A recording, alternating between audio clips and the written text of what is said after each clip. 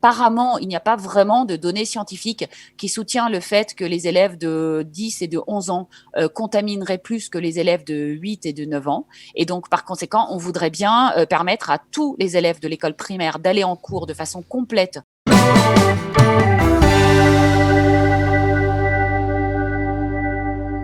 Bonjour Yael.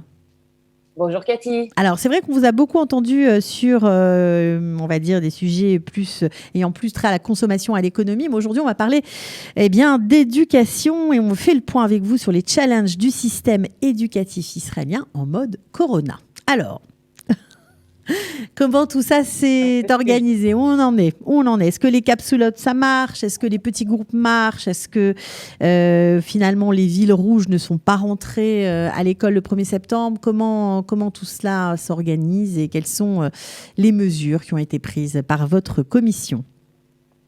Alors, ma commission ne prend pas les mesures. Ma commission supervise le travail du gouvernement. Voilà. C'est pour ça que c'est très important les débats qui sont organisés à la commission de l'éducation parce qu'on discute de l'application de la politique du gouvernement.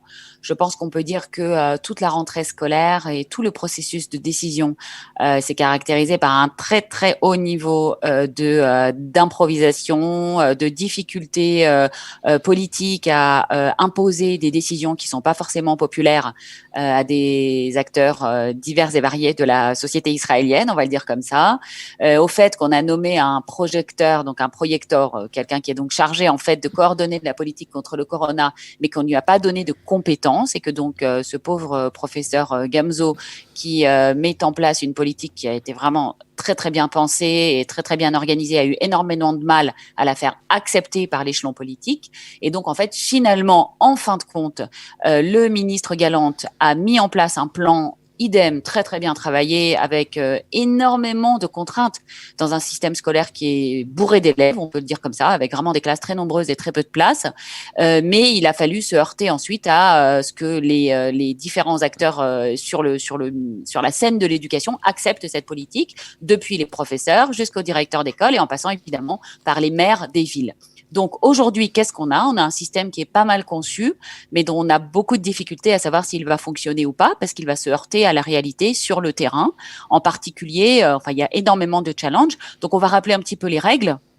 Les règles de la rentrée scolaire de cette année en Israël, c'est que les enfants du GAN et les enfants des des classes Aleph et Bet, donc l'équivalent du CP-CE1, vont à l'école tous les jours et de façon ordinaire. Ça veut dire ils sont en classe complète et ils n'ont pas de masque.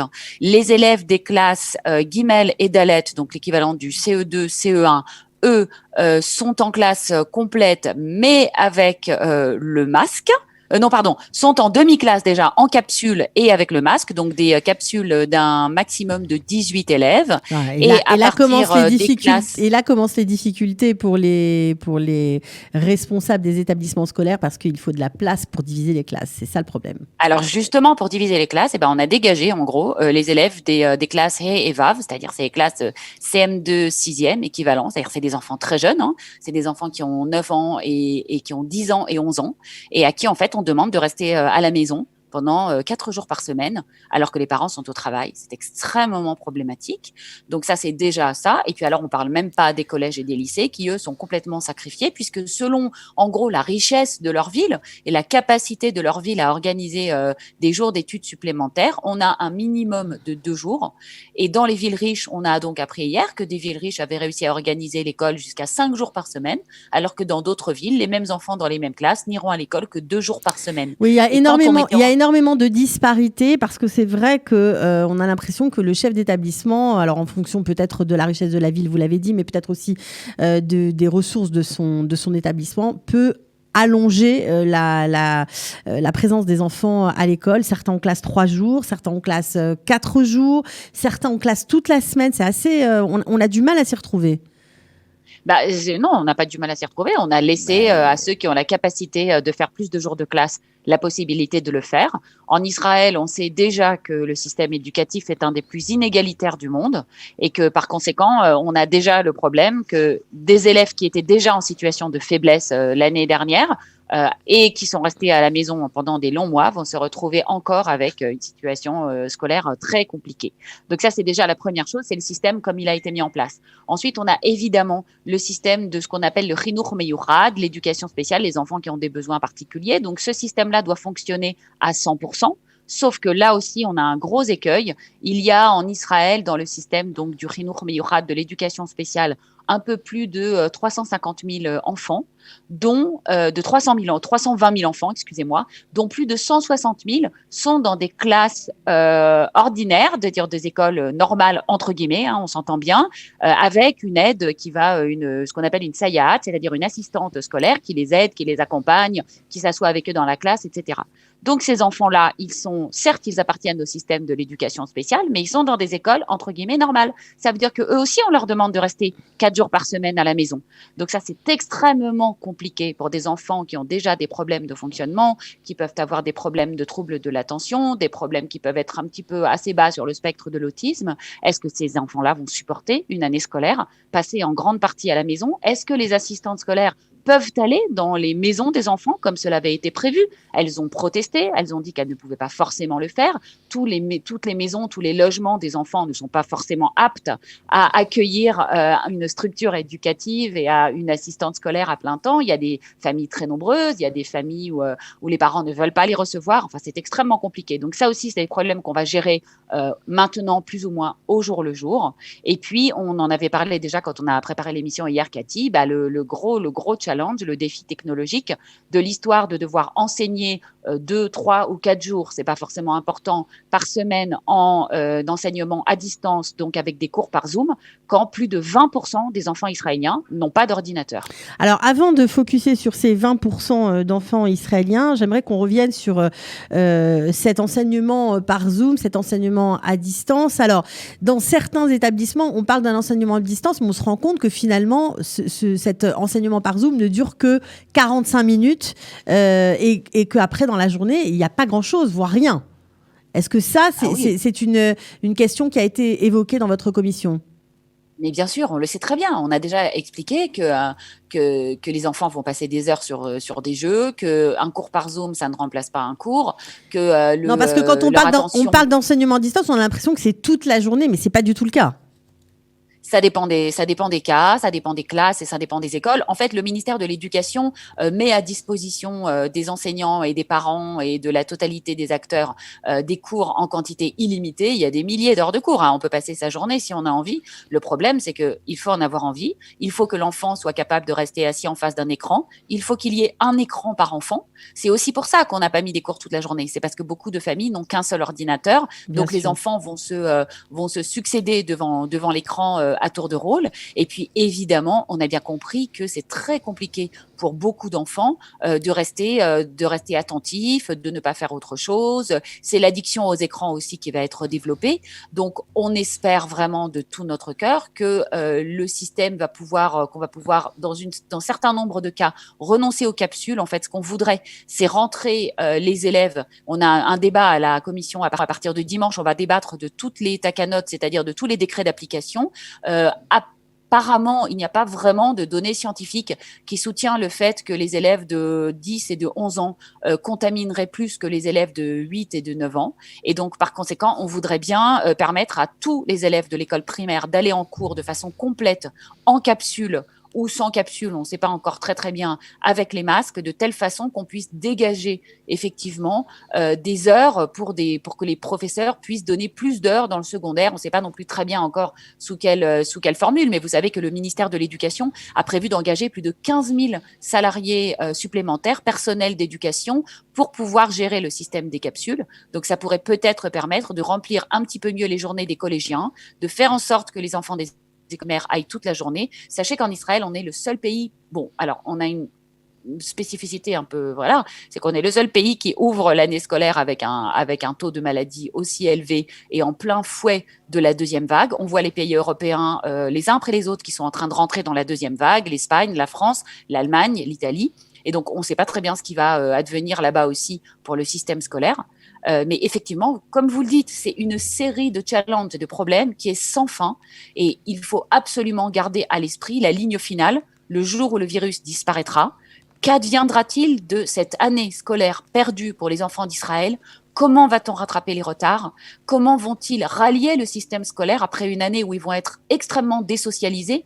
Il faut encourager les parents à multiplier les interactions avec des amis proches, toujours les mêmes, en faisant bien entendu attention à l'éloignement social, au port du masque, mais il ne faut pas que les enfants se retrouvent pendant un an à la maison. Les conséquences psychologiques peuvent être mais vraiment désastreuses. Alors, Yael, je voudrais qu'on revienne sur ce fait que certaines familles nombreuses n'ont pas d'ordinateur. Et je voudrais qu'on parle spécifiquement du secteur orthodoxe, des élèves des familles harédites qui vont à l'école, voilà, et qui, alors, eux, n'utilisent même pas Internet. Donc, comment ça va se passer pour eux?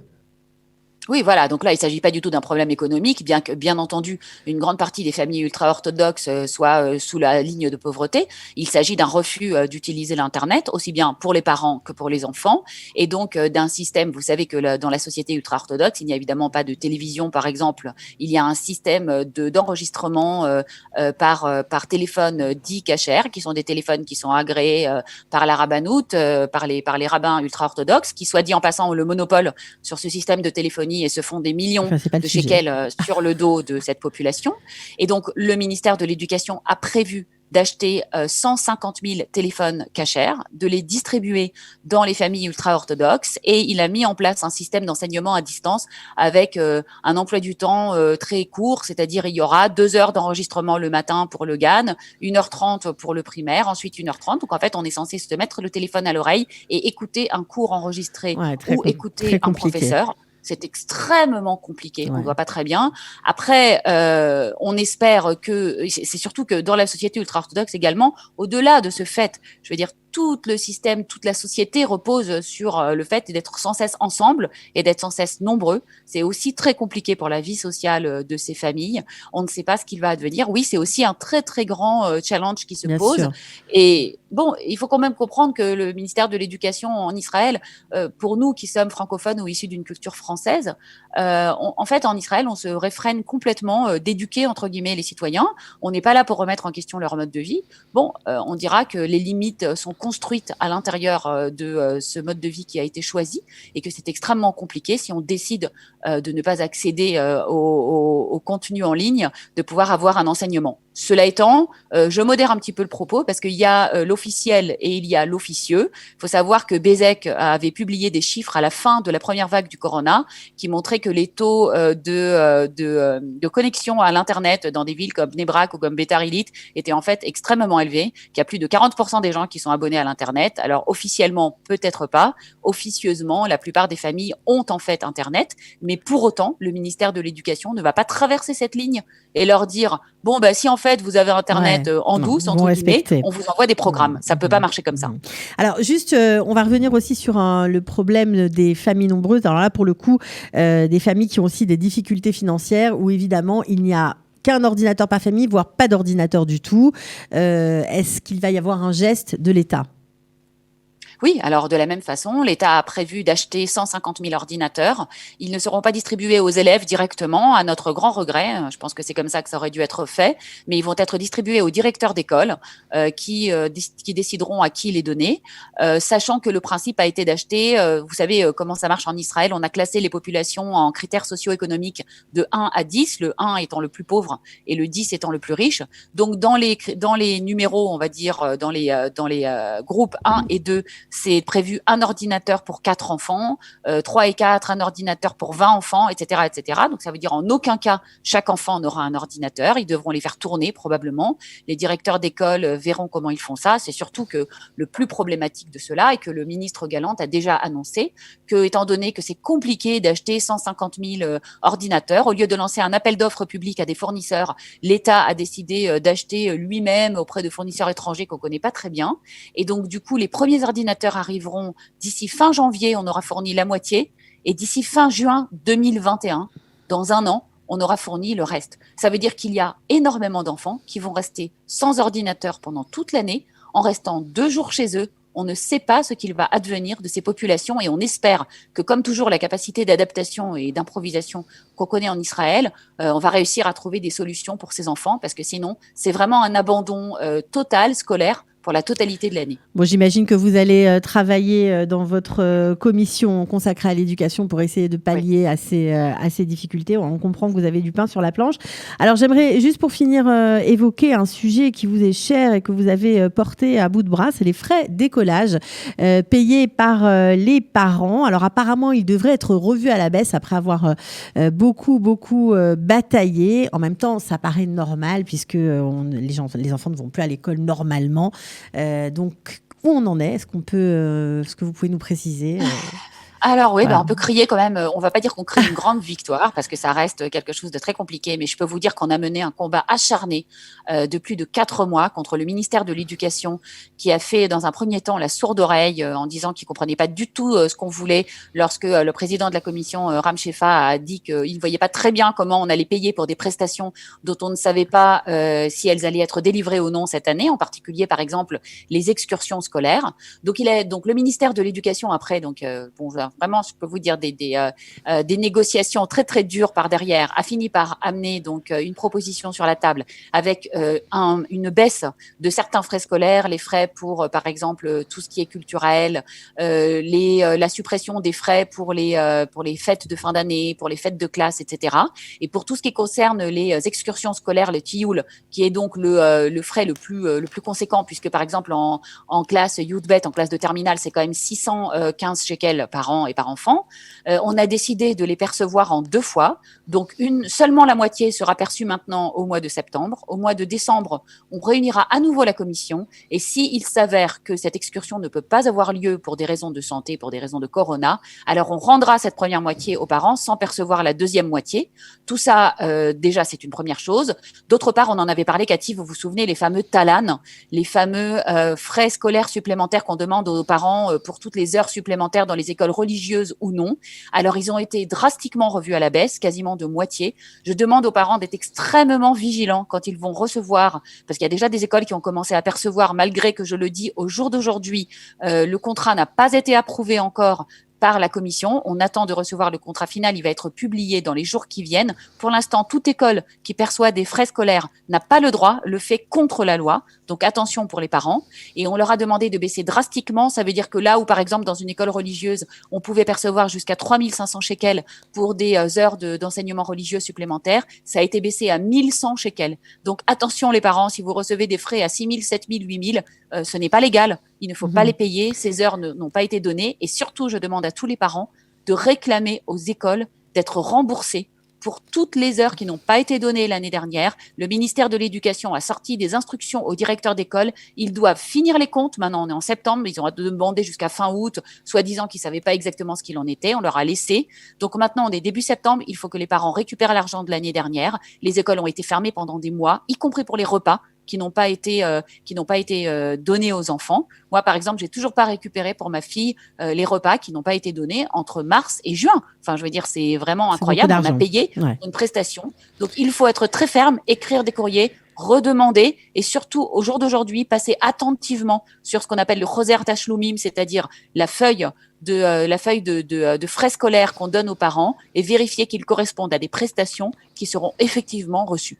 Bon, alors on a encore beaucoup de sujets. D'abord, on vous remercie de nous mettre la puce à l'oreille et de nous réveiller. Voilà, pour tous les parents qui se disent non, c'est normal, on ne sait pas, etc. Il y a des choses à faire. Vous avez des droits, donc autant les exercer. On va juste finir peut-être sur une note un petit peu plus gaie. On imagine que malgré les challenges, les professeurs vont devoir rivaliser d'ingéniosité et adapter leur pédagogie à cet enseignement à distance ou même à cet enseignement en petits groupes dans le cadre de l'école. Les choses peut-être vont être bénéfiques pour nos enfants.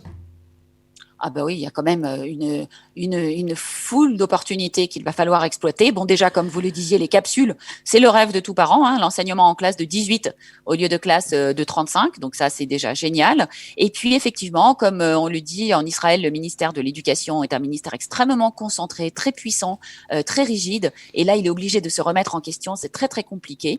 Donc, c'est l'occasion, effectivement, pour beaucoup de repenser malgré tout la pédagogie. Quand même, il faut rester sur sur l'idée qu'on va acheter 150 000 ordinateurs, qu'on va équiper les écoles, qu'on va améliorer, on espère, la structure, les infrastructures Internet, et que donc on va pouvoir, pour plus de cours, avoir recours à des technologies plus avancées. On est quand même en 2020. Il est temps que une classe, ça soit pas juste 35 enfants assis sur une chaise qui regardent un prof qui parle tout seul pendant 1 heure. Ça, c'est une première chose. Et puis, on encourage évidemment, comme dans beaucoup de pays, comme en Belgique, au Danemark, en Suède, l'enseignement à l'extérieur. On a la chance d'habiter quand même un pays où il fait beau la plupart de l'année, où les conditions météorologiques permettent de faire sortir les enfants. On sait qu'il n'y a pas de contamination à l'air libre, ou quasiment pas, alors que les professeurs sortent faire la classe à l'extérieur, qu'ils utilisent les sciences naturelles pour enseigner. C'est une des meilleures façons pour les enfants de les éveiller et de leur faire appréhender la réalité, que des entreprises de high-tech travaillent sur des méthodes pédagogiques high-tech